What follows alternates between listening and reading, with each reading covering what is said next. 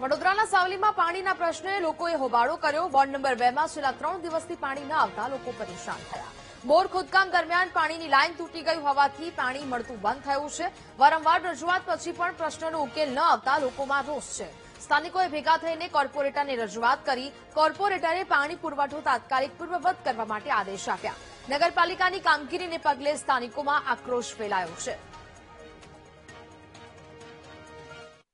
છેલ્લા 48 કલાકમાં એક પણ વાર લગભગ પાણી આવ્યું જ નથી। 48 થી 60 કલાકની અંદર અને અમે નગરપાલિકાના કોર્પોરેટર ભદ્રેશ પાઠકને રજૂઆત કરી કે ભાઈ પાણી આવતું નથી, તો કે આજે 8:30 વાગ્યાની આજુબાજુ પાણી આવશે।